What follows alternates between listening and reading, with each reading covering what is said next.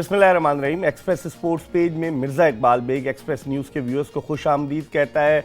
आज पाकिस्तान और West Indies की क्रिकेट टीमें 4 T20 इंटरनेशनल मैचों पर मुश्तमिल सीरीज़ के चौथे T20 इंटरनेशनल मैच में पोर्ट ऑफ स्पेन में ट्रिनिडैड में मद्दे मुकाबिल होंगी और पाकिस्तान को इस सीरीज़ में 2-0 की सबकत हासिल है। ये मैच पाकिस्तानी वक्त के मुताबिक रात 9:30 बजे शुरू होगा। लेकिन एक तरफ तो Pakistani cricket team West Indies में अपनी सलाहियतों के जौहर सरफराज अहमद की कप्तानी में दिखाने में मसरूफ है, दूसरी तरफ पाकिस्तान क्रिकेट बोर्ड में इक़्तिदार के हुसूल की रस्साकशी जारी है। क्योंकि आपने सुना होगा परसों पाकिस्तान क्रिकेट बोर्ड के चेयरमैन शहरयार खान ने प्रेस कॉन्फ्रेंस की गवर्निंग बोर्ड के इजलास के बाद, जिसमें उन्होंने कहा कि उन्होंने अपना इस्तीफ़ा पाकिस्तान क्रिकेट बोर्ड के पेटर्न इन चीफ वज़ीर आज़म पाकिस्तान को भेज दिया है। अब देखना यह है कि वो कब उस इस्तीफ़े को मंजूर करते हैं। शहरयार खान साहब की मियाद जो है वो 30 अगस्त को ख़त्म हो रही है।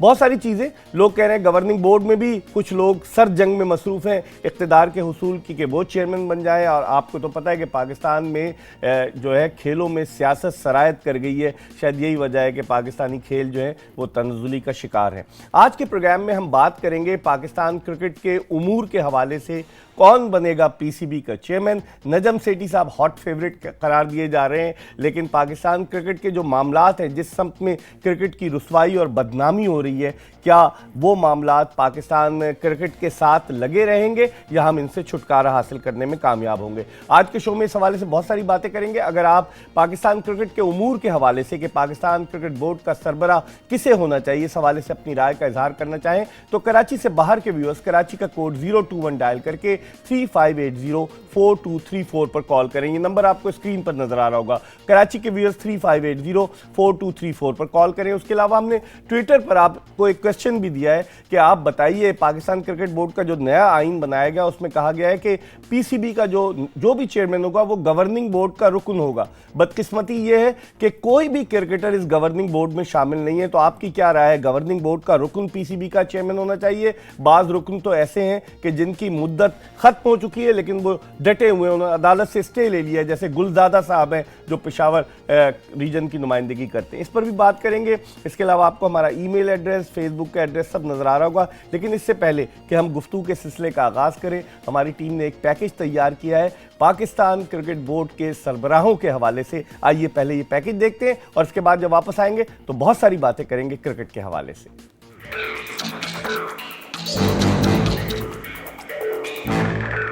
14 अगस्त 1947 में पाकिस्तान की आज़ादी के बाद अगले ही साल 1 मई 1948 को BCCP यानी board of control for cricket in Pakistan का क़याम अमल में आया और नवाब इफ्तिखार हुसैन ममदोड इसके पहले चेयरमैन बने। उसके बाद से लेकर अब तक 31 मरतबा ब्यूरोक्रेट्स, डॉक्टर्स, जजेस, सहाफ़ी, बिजनेसमैन और जनरल्स वगैरह क्रिकेट बोर्ड के चेयरमैन बन चुके हैं। 1994 में BCCP का नाम तब्दील करके PCB यानी पाकिस्तान क्रिकेट बोर्ड रख दिया गया, जबकि तब्दीली नाम के बाद जुल्फ़िकार शाह बुखारी PCB के पहले चेयरमैन बने।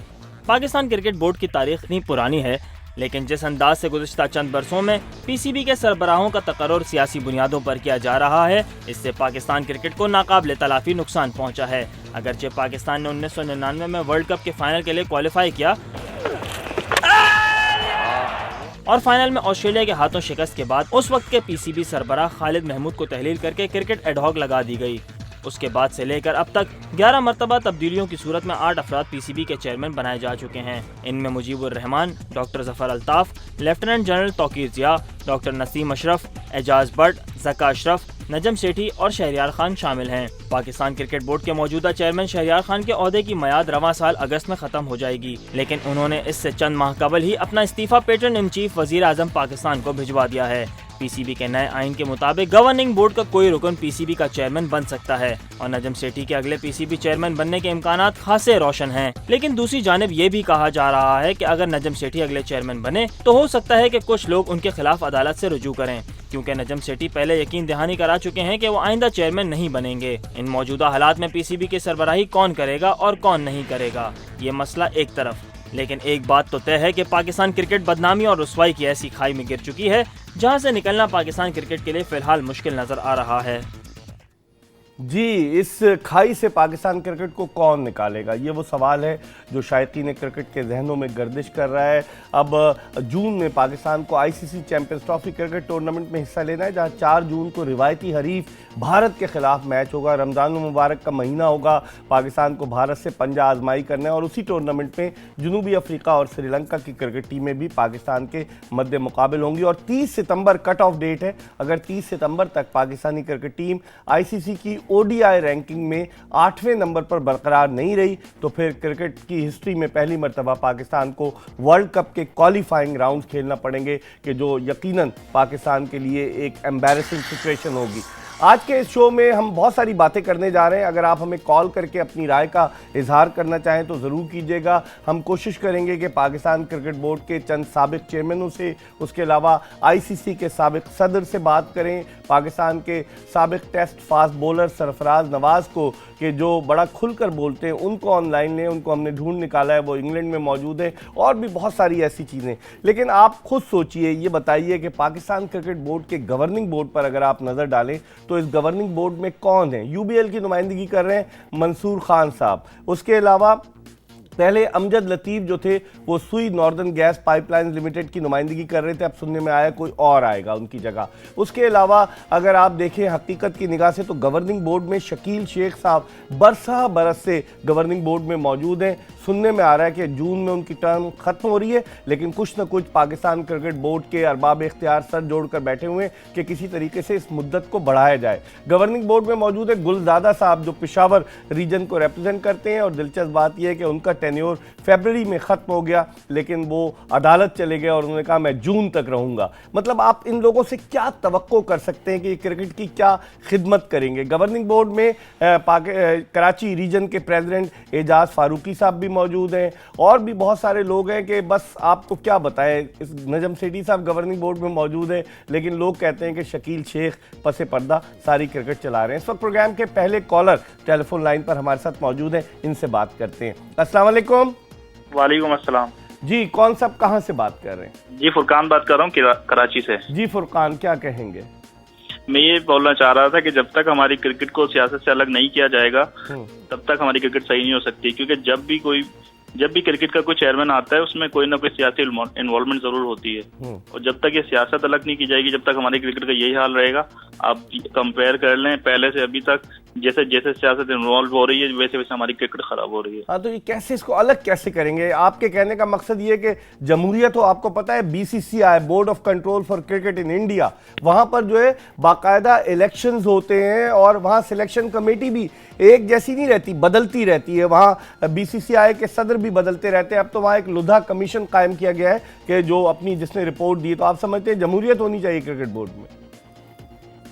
लाइन ड्रॉप हो गई फुरकान कराची से। वो कह रहे थे कि सियासी अमल दखल से दूर रखा जाए। इस वक्त जो पीसीबी के पैटर्न इन चीफ हैं वो फर्स्ट क्लास क्रिकेटर भी रहे हैं, वो एक फर्स्ट क्लास क्रिकेट मैच भी खेले हैं। वज़ीर आज़म पाकिस्तान मियां नवाज़ शरीफ साहब, ये 70s की बात है, यहाँ कराची जिमखाना ग्राउंड कराची में मियां नवाज़ शरीफ साहब ने पाकिस्तान रेलवेज़ की टीम को रिप्रेजेंट किया था। पीआईए के खिलाफ फर्स्ट क्लास मैच हुआ था। तो वो खुद भी चूँकि क्रिकेटर रहे तो लोग तवक्को कर रहे हैं कि क्रिकेट को सियासत से पाक किया जाएगा। लेकिन अब देखते हैं कि होता क्या है, क्योंकि अब पाकिस्तान की टीम का ऐलान भी होने जा रहा है, टेस्ट टीम का ऐलान होने जा रहा है। मिसबाह उल हक, कहा जा रहा है कि मिसबाह उल हक जो है वो गालिबन अपने कैरियर की आखिरी सीरीज़ खेलेंगे। 2001 में मिसबाह ने अपने कैरियर का आगाज़ किया और फिर उसके बाद 2007 में धमाका खेज अंदाज से उनकी पाकिस्तानी क्रिकेट टीम में वापसी हुई और उसके बाद से उन्होंने फिर वो बाहर हुए। लेकिन जब 2010 में एज अ कैप्टन आए उसके बाद से पलट कर नहीं देखा। तो देखते हैं ये सीरीज़ मिसबाह की आखिरी सीरीज़ साबित होगी या नहीं। उसके अलावा यूनुस खान भी टेस्ट क्रिकेट में अपने 10,000 रन मुकम्मल करना चाहते हैं। लगता यही है कि ये सीरीज़, वेस्ट इंडीज़ की जो टेस्ट सीरीज़ है, ये यूनुस खान की भी आखिरी टेस्ट सीरीज साबित हो सकती है, क्योंकि इसके बाद पाकिस्तान ने सितंबर अक्टूबर में श्रीलंका के खिलाफ मुत्तहदा अरब अमारात में टेस्ट सीरीज खेलना है। एक तरफ तो ये, और दूसरी तरफ स्पॉट फिक्सिंग स्कैंडल जो है वो पाकिस्तान क्रिकेट का ताक़ुब कर रहा है। मोहम्मद इरफान को पाकिस्तान क्रिकेट बोर्ड ने जो है वो उनको बिल्कुल समझ लीजिए कि जुर्माना किया, उन पर 6 महीने की पाबंदी आयद की। अब पाकिस्तान क्रिकेट बोर्ड का एंटी करप्शन यूनिट जो है वो इंग्लैंड जाएगा, जहाँ वो नासिर जमशेद से बात करेगा। लेकिन इस वक्त चूंकि हम बात करें कि क्रिकेट बोर्ड का सरबराह किसे होना चाहिए, मुझे अच्छी तरह से याद है 17 जुलाई 1999 जब उस वक्त के सदर मुमलिकत रफीक तारड़ ने उस वक्त का क्रिकेट बोर्ड, जबकि पाकिस्तान टीम फाइनल के लिए क्वालिफाई कर गई थी वर्ल्ड कप के, उसको डिसॉल्व करके मुजीबुर रहमान साहब को पाकिस्तान क्रिकेट बोर्ड का एडहॉक कमेटी का चेयरमैन बनाया और वहीं से क्रिकेट की तबाही के सिलसिले का आगाज हुआ। जिस शख्सियत को हटाया गया था उस वक्त, वो इस वक्त टेलीफोन लाइन पर हमारे साथ मौजूद है, पाकिस्तान क्रिकेट बोर्ड के साबिक चेयरमैन खालिद महमूद साहब। इनसे बात करते हैं। अस्सलाम वालेकुम खालिद साहब। वालेकुम अस्सलाम इकबाल बेग मिर्जा साहब, उस शख्सियत को याद करने का और टेलीफोन पे लाने का मौका देने के लिए मैं आपका इंतहाई मशकूर हूँ। खालिद साहब, हम तो हमेशा आपका रिगार्ड करते हैं। आप तो मुख्तलिफ हैसियतों में, आपने तो ग्रास रूट लेवल से क्रिकेट को सर्व किया है, LCCA के सदर रहे, पाकिस्तान क्रिकेट टीम के मैनेजर रहे, पाकिस्तान क्रिकेट बोर्ड की जो एग्जीक्यूटिव काउंसिल थी उसके रुकन रहे। आपका क्या इनपुट है जो नया आइन लाए हैं कि गवर्निंग बोर्ड का कोई रुकन जो है वो PCB का चेयरमैन होना चाहिए? शहरयार खान साहब के जाने की अफवाहें हैं, आपकी क्या राय है? ये तरीक़ाकार दुरुस्त है या इसमें तब्दीली की जरूरत है? देखिए इकबाल बेग साहब, मेरी राय बड़ी वाज़ेह है और मेरी ये सोच जो है पिछले कुछ 40-50 साल क्रिकेट से वाबस्तगी, क्रिकेट एडमिनिस्ट्रेशन से वाबस्तगी का नतीजा है। आप जो भी तरीक़ाकार इख्तियार करें उस पर आप इख्तलाफ कर सकते हैं, बराह रास्त सिलेक्शन हो, ये हो। पाकिस्तान में आपको पता है कि हमेशा नॉमिनेशन होती रही है। दो चीज़ें बहुत ख्याल रखने की जरूरत है, दो चीज़ें, और उनको मैं थोड़ी सी वजाहत भी करूँगा। एक तो वो नेशनल कैलिबर का कोई शख्सियत हो, यानी कौमी सतह उसकी एक पहचान हो, उसको लोग जानते हों, उस पर एतमाद करते हों, उसकी ये पे साबित हो चुकी हो कहीं ना किसी शोबे में। तो इसमें मसलन ऐसे ही शख्सियत माजी में आ चुकी हैं जिनका क्रिकेट से दूर का भी वास्ता नहीं था, लेकिन वो इस चीज पे पूरी उतरती थी कि कौम का एतमाद था, उनकी एक शख्सियत थी। एयर मार्शल नूर खान जैसे लोग, जी बिल्कुल, मेरे दिन में भी वही आ रहे थे कि जब एयर मार्शल आए थे तो मैं थोड़ा तो खुद हैरान हुआ था कि ये करेंगे, लेकिन क्या कमाल उन्होंने किया और क्या भरपूर शख्सियत थी। एक फिक्रा और उनके बारे में भी कह लें कि जब मैं बड़ा फंसा हुआ था ना मैच फिक्सिंग के इशू पे, और मैं बात कर रहा था वाज़े तौर पे कि मैं मैच फिक्सिंग को हर कीमत पे रोकना चाहता हूँ, लेकिन किसी को भी समाज का मौका दिए बगैर मैं क्रिकेट से बाहर नहीं करना चाहता हूँ। मेरी ये वाज़े स्टांस थी और उसमें मुझे बहुत कम सपोर्ट मिल रही थी। क्रिकेट की बरादरी से भी ज्यादा सपोर्ट नहीं मिल रही थी, मीडिया में से भी कोई खास सपोर्ट नहीं मिल रही थी। यही थे कि पकड़ लो, मार दो। ये मैंने कहा भाई इतनी खिदमत है जिन लोगों की, उनको समाज का मौका मिलना चाहिए, इसलिए मैंने वो कयूम कमीशन दिया। एक वाहिद शख्सियत थी मिर्जा साहब, नूर खान, जिसने खुद टेलीफोन करके मुझे शाबाश दी, कॉम्प्लीमेंट किया और कहा कि तुम्हारी जो स्टांस है बहुत जबरदस्त है और इस पे कायम रखो। तो बस सर, कैसे कैसे लोग जो है मट्टी में पहना हुआ है, बिल्कुल सही कह रहे हैं। दूसरी क्वालिफिकेशन जो चूंकि आप इस मौजू पे बात कर रहे हैं, दूसरी बड़ी अहम और पहले से भी ज्यादा जरूरी क्वालिफिकेशन ये है, उस शख्सियत को क्रिकेट और खास तौर पे क्रिकेट एडमिनिस्ट्रेशन का पता हो। क्रिकेट एडमिनिस्ट्रेशन वाबस्तगी उसकी रही हो, कुछ ना कुछ किसी तरीके से रही हो, चाहे वो सिटी एसोसिएशन के लेवल की उसकी वाबस्तगी हो, चाहे किसी सफाई एसोसिएशन की वाबस्तगी हो, चाहे वो किसी अदारे में क्रिकेट चला चुका हो, चाहे पाकिस्तान क्रिकेट बोर्ड के कोई खिदमत सर अंजाम दे सका हो, कोई ना कोई उसकी क्रिकेट एडमिनिस्ट्रेशन में होनी चाहिए। तो आपके कहने का लुब्बे लुबाब ये हुआ खालिद महमूद साहब, कता कलामी के ऐसा आदमी के एक तो शख्सियत उसकी जबरदस्त हो, भरपूर हो और जो लोगों को एक्सेप्टेबल हो और साथ ही साथ उसे क्रिकेट का तजुर्बा भी हो। बहुत बहुत शुक्रिया खालिद महमूद साहब, आप टेलीफोन लाइन पर हमारे साथ मौजूद थे। PCB के साबिक चेयरमैन खालिद महमूद साहब लाहौर से हमारे साथ मौजूद थे। एक ब्रेक ले रहे हैं और जब ब्रेक के बाद वापस आएंगे तो गुफ्तगू के सिलसिले को मजीद आगे की तरफ बढ़ाएंगे, कहीं जाएगा नहीं। Stay tune to Express news.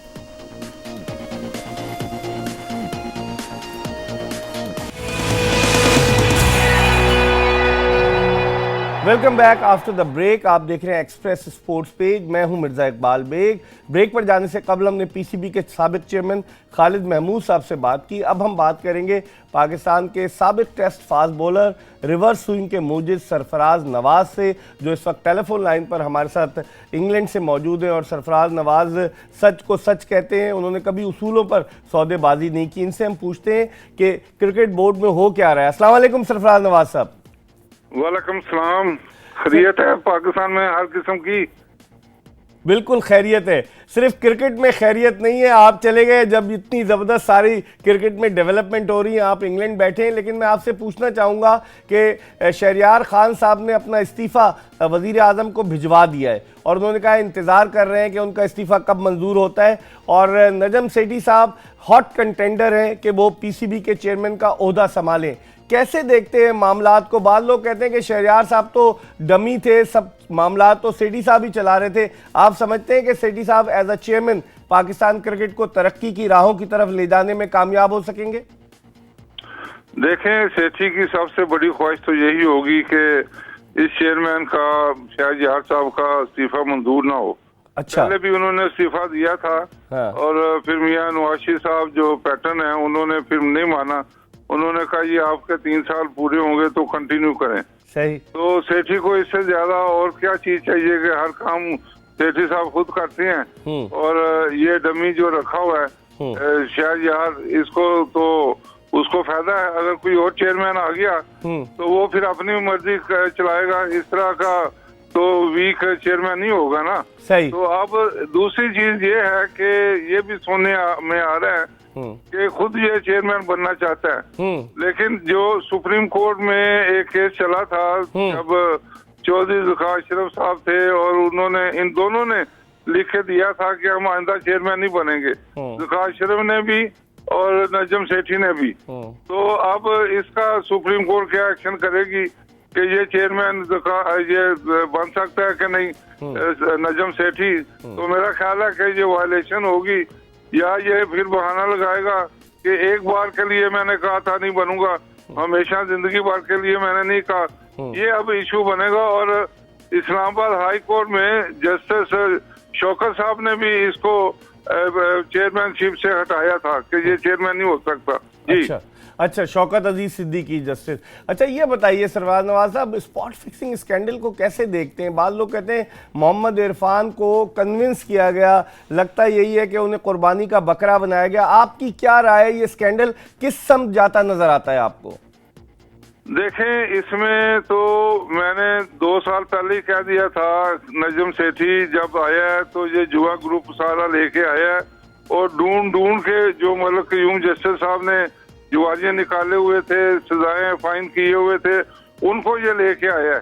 तो क्या मकसद है उनको लाने का? वाजह है कि जुआ ग्रुप और ये खुद भी जो महेश नामी बुक मेकर के पास ठहरा इंडिया जाके, उसका कोई सबूत तो नहीं है ना सरफराज नवाज साहब? वो तो महज बातें हैं।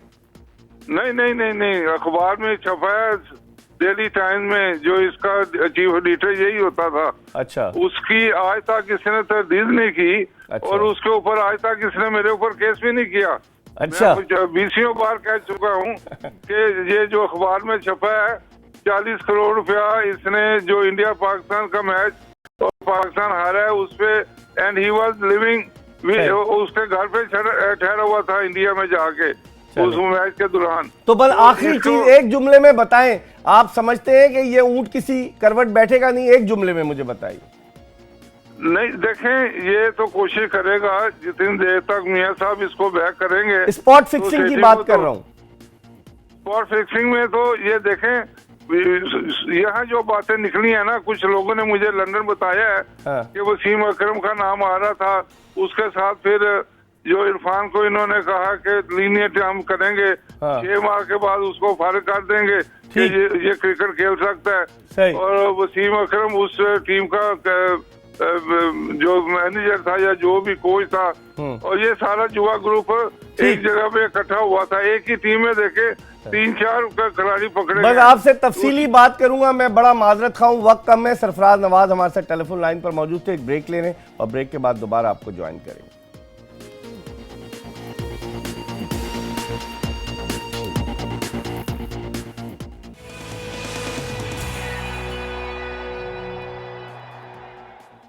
ब्रेक के बाद एक मरतबा फिर एक्सप्रेस स्पोर्ट्स पेज में खुशामदीद। ब्रेक पर जाने से कबल हमने बात की पाकिस्तान के साबिक test fast bowler Sarfaraz Nawaz से, जो इन दिनों इंग्लैंड में मौजूद हैं, और वो अपनी राय का इजहार कर रहे थे। वो कह रहे थे कि नहीं, ये स्पॉट फिक्सिंग स्कैंडल का कोई फैसला नहीं आएगा।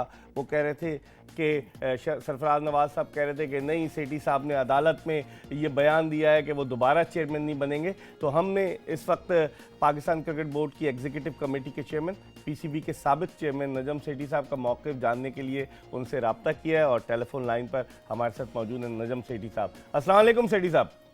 जनाब वाला वालेकुम अस्सलाम।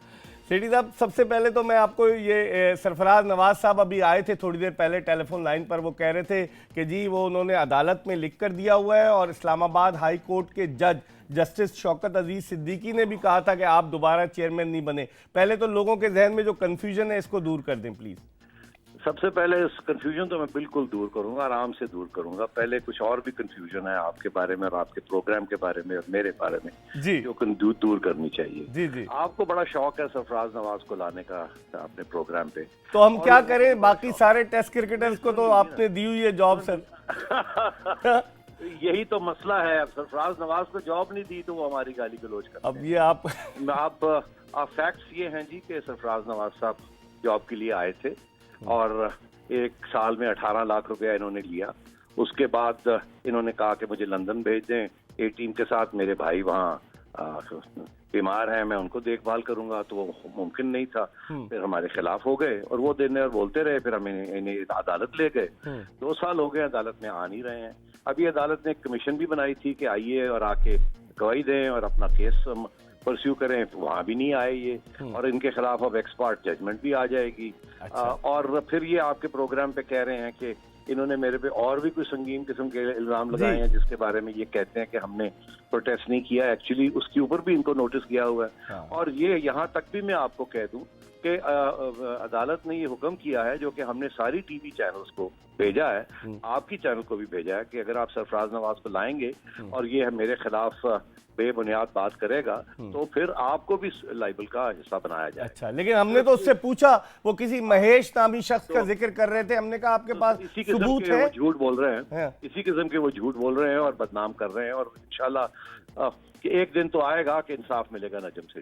कोई बात नहीं। चले अब आप आइए, इन्होंने जो दूसरी बातें की जी, इन्होंने एक और झूठ, बहुत बड़ा झूठ बोला जो बोलते आ रहे हैं। और आपको याद होगा यही कि सुप्रीम कोर्ट में क्या हुआ। जी जी। मैं आपको याद दिला दूं, और मुझे पता है आपकी याददाश्त बड़ी जबरदस्त है, कि अगर आपने सुप्रीम कोर्ट की जजमेंट पढ़ी हो, और यकीनी तौर पे मुझे याद है आपने ये सवाल मेरे से पहले भी पूछा था जी। और मैंने आपको सुप्रीम कोर्ट की जजमेंट भिजवाई थी, मुझे याद है इस बात का। तो शायद आपने भी गौर कर लिया हो, या शायद आपकी नजरों से ना गुजरी हो, आप भूल गए हो। मैं फिर भिजवा देता हूँ। उसमें बड़े वाज़ेह तौर पे मैंने खुद ही अपने तौर से ये कहा था कि जो अगली इलेक्शन आ रही है, मेरी कोई दिलचस्पी नहीं है, मैं बोर्ड का मेंबर जरूर रहूंगा।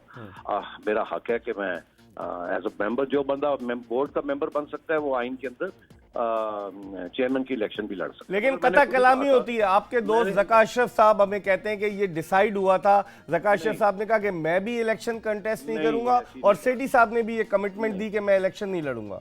मैंने ये कहा था कि वो जो अगली इलेक्शन आ रही है, जिसके बारे में जहां हम शेरियार साहब को हमने पुटअप किया था, वो नहीं लड़ूंगा। उसके बाद क्या हुआ, और ये बड़े वाज़ेह तौर पे लिखा है इसमें, ये नहीं किसी किस्म की, ना मेरे पे अदालत ने कोई पाबंदी लगाई थी, ना मैंने अपने ऊपर कोई और इससे अलावा पाबंदी लगाई। दूसरी बात, पिछले साल एक साहब ने सोचा कि जी इसको भी चैलेंज कर लिया जाए। वो शायद आपका प्रोग्राम सुनते थे, तो उनका ख्याल था कि शायद इसको भी चैलेंज कर। सर, हमारी बदकिस्मती है कि बहुत सारे लोग प्रोग्राम सुनते हैं सर। हाँ, नहीं, बड़ी अच्छी बात है, बड़ी अच्छी बातें करते हैं आप, मीठी मीठी प्यारी प्यारी बातें करते हैं आप, इसीलिए तो आप मेरे दोस्त हैं। और इसीलिए आपके साथ इस तरीके से जरा इनफॉर्मल बातचीत भी हो सकती है। लेकिन हमारा कोई एजेंडा नहीं है सेठी साहब। हमने आपको 2 दफा खुद भी मदऊ किया, और हम आपको दोबारा इसलिए हमने फोन लाइन पे भी लिया। हमारा एजेंडा नहीं है कोई। बिल्कुल, इसीलिए चाहूंगा जरा थोड़ा सा आप मौका दे दीजिए। अब आपने याद ही किया तो जी। तो उसमें क्या हुआ कि वो फिर अदालत ने ये सारी चीज देखी थी, और उसमें उन्होंने जजमेंट यही दी थी कि मेरे ऊपर किसी किस्म की पाबंदी नहीं है। हाँ। तो ये जजमेंट भी आ चुकी है। और अगर सरफराज नवाज या ज़का अशरफ साहब का ख्याल है कि वो अब इस किस्म की कोई हरकत करेंगे आगे, अगर ऐसा मौका आया, तो उन्हें ये पता होना चाहिए कि ऑलरेडी इसके ऊपर एक जजमेंट आ चुकी है। वो ये तैयारी कर रहे हैं कि कंटेम्प्ट ऑफ कोर्ट हो जाएगा। कौन सा कंटेम्प्ट ऑफ कोर्ट होगा? सुप्रीम कोर्ट ने हुआ ये था, आपको याद होगा कि जस्टिस सिद्दीकी ने तो ज़का अशरफ साहब को निकाला था। अच्छा। मुझे तो नहीं निकाला था। मुझे तो प्राइम मिनिस्टर ने जस्टिस सिद्दीकी के कहने ऊपर कि किसी को लगाए उन्होंने लगाया था। मैं अपना काम करके घर चला गया। फिर ज़का अशरफ साहब ने अपील की, अपील उनकी कामयाब हो गई। प्राइम मिनिस्टर ने ज़का अशरफ साहब की अपील के खिलाफ अपील की, उनकी अपील सुप्रीम कोर्ट में गई। सुप्रीम कोर्ट ने ज़का अशरफ साहब को पारक कर दिया और प्राइम मिनिस्टर को कहा कि जाइए सेठी को कहें इलेक्शन जो है वो करवाए, और नई आइन जो थी वो उन्होंने एक्सेप्ट। अच्छा, मेरे पास सर वक्त कम है, मैं आपसे ये पूछना चाहूंगा, क्या हम देखें तीसरी मर्तबा नजम सेठी साहब हिस्ट्री क्रिएट करेंगे पीसीबी के चेयरमैन बनकर? 2 दफा तो आप जी हिस्ट्री तो अभी पीएसएल ने क्रिएट की है, वो तो है सर, वो तो इंशाल्लाह यहाँ तो अब पीसीबी हिस्ट्री ही क्रिएट करेगा इंशाल्लाह। अच्छा, यानी कि आप इंशाल्लाह ताला अगले चेयरमैन नजम सेठी साहब होंगे?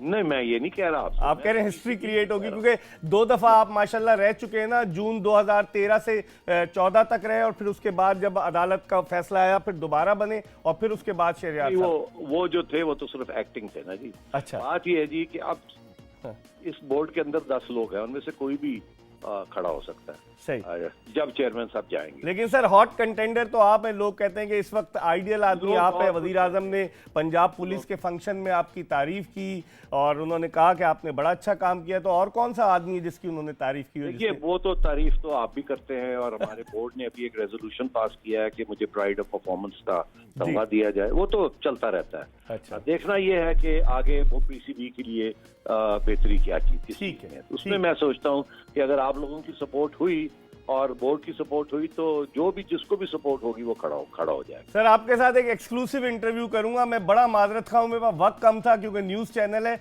बहुत बहुत शुक्रिया। नजम सेठी साहब पाकिस्तान क्रिकेट बोर्ड की एग्जीक्यूटिव कमेटी के चेयरमैन हमारे साथ मौजूद थे। प्राइड ऑफ परफॉर्मेंस के लिए भी उनका नाम जा रहा है, और कह रहे थे हिस्ट्री पीसीबी क्रिएट करेगा। ये नहीं उन्होंने कहा कि तीसरी दफ़ा वो चेयरमैन ने कहा, 2 दफ़ा जो थे वो 1 दफ़ा एक्टिंग भी थे। बहरहाल हम एक ब्रेक ले रहे हैं, ब्रेक के बाद दोबारा आपको ज्वाइन करेंगे।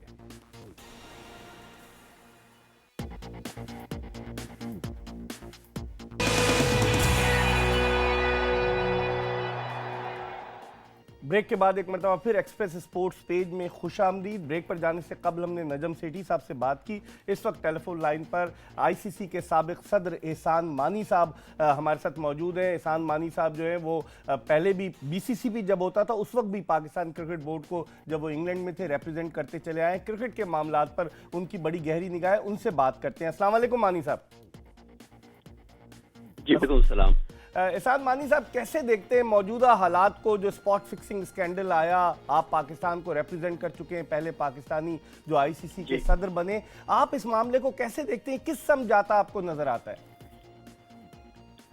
ये बहुत अफसोस की बात है जो आज सूरत हाल आपको नजर आ रहा है, मगर अनफॉर्चुनेटली ये सारा आईसीसी की कमजोरी की वजह से है। उनका सेटअप गलत है। अगर आज आप देखें जो दुनिया में सबसे बेहतरीन क्रिकेट बोर्ड्स हैं वो हैं ऑस्ट्रेलिया, न्यूजीलैंड और इंग्लैंड और साउथ अफ्रीका, और इनकी टीम भी माशाल्लाह बहुत अच्छा खेल रही है।